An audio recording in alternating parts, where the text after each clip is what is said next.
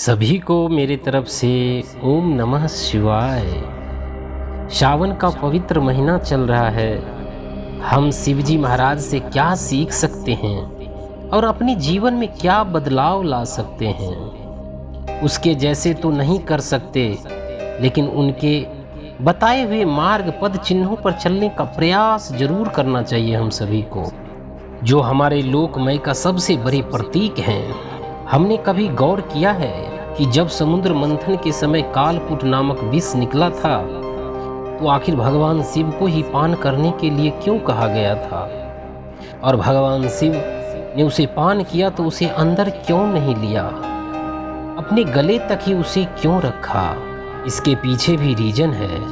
भोले बाबा इस संसार को बताना चाहते हैं कि जो आपके बुरे बुरे विचार हैं, निगेटिव थिंकिंग है, उसे आप अपने गले के नीचे उतरने मत दीजिए। जो आपकी पॉजिटिव थिंकिंग है, जो आपके अच्छे अच्छे विचार हैं, जो अच्छे अच्छे आपके थॉट्स हैं, उसे आप अपने हृदय में रखिए। आजकल हमारे परिवार क्यों टूट रहे हैं? क्योंकि हम दो चार बातें ज़्यादा सुनना पसंद नहीं करते हैं। इसलिए परिवार में जितना हो सके उतना सुनने की आदत डालो। परिवार में हार में ही आपकी जीत छुपी हुई होती है। अपनों के आगे हार में ही आपकी सबसे बड़ी जीत होती है। इसलिए अपनों के आगे हार जाओ, लेकिन दुनिया के आगे कभी मत हारना। दुनिया के आगे तो जीत कर ही आना। याद रखना, सुनने वाले को ज़्यादा सीख मिलती है और सुनने वाले को समय भी ज़्यादा मिलता है। इसलिए परिवार में चार बात में हो सके तो एक बात का जवाब दो। अगर चल रहा है उसे भी मत दो। ज़्यादातर घर आपस की बातों में ही टूटता है। हम भगवान शिव से सीखते हैं। भगवान के कई उदाहरण हैं। जीवन के चार उद्देश्य हैं: धर्म, अर्थ, काम, मोक्ष। धर्म का मतलब जाति, पंथ, मजहब नहीं, नैतिकता का होना। आपके अंदर में नैतिकता है कि नहीं, ये जरूरी है। धर्म यानी अपने माता पिता का सम्मान करना, अपने माता पिता की सेवा करना, अपनों से बड़ों का सम्मान स्वागत करना, यही धर्म है। अर्थ का मतलब होता है ऐसा दौलत, धन, संपत्ति, क्योंकि कोई भी कार्य करने के लिए अर्थ की आवश्यकता होती है। क्योंकि अर्थ के बिना काम नहीं चलेगा, तो जीवन में धन का भी होना बहुत जरूरी है। धन वही जरूरी है जो धर्म से जुड़ी हो। धन वही जरूरी है जो धर्म से जुड़ा हो, अन्यथा वो व्यर्थ है। काम, जिसे हम डिजायर कहते हैं, इच्छाएं, अपनी इंद्रियों पर संयम रखना, काम वासना हम पे ज़्यादा हावी न हो, ये हमें बहुत ज़रूरी है संयम बरतना। आजकल काम वासना लोगों पे ज़्यादा हावी होते हैं, क्योंकि हम नियमित रूप से अपना दिनचर्या कार्य नहीं करते हैं।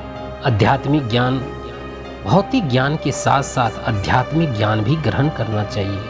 रोज मेडिटेशन, ध्यान करना चाहिए।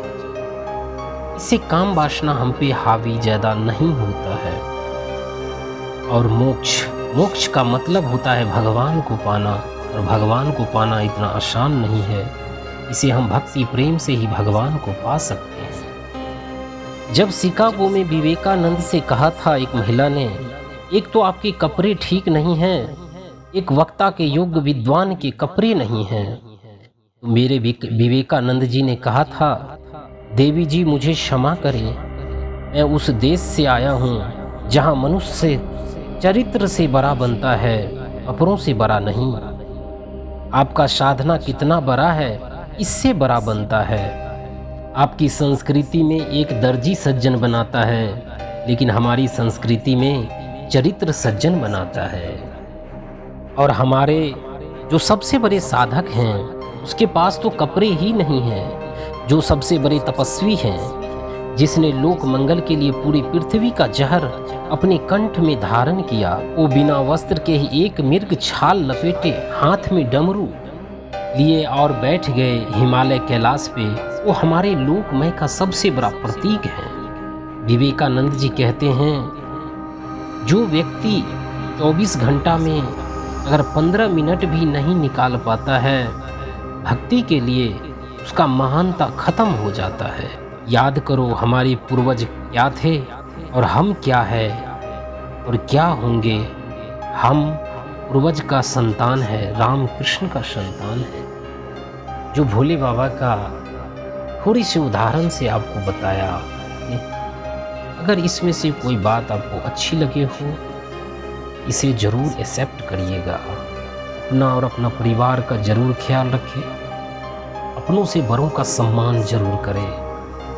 जय हिंद, जय भारत, धन्यवाद।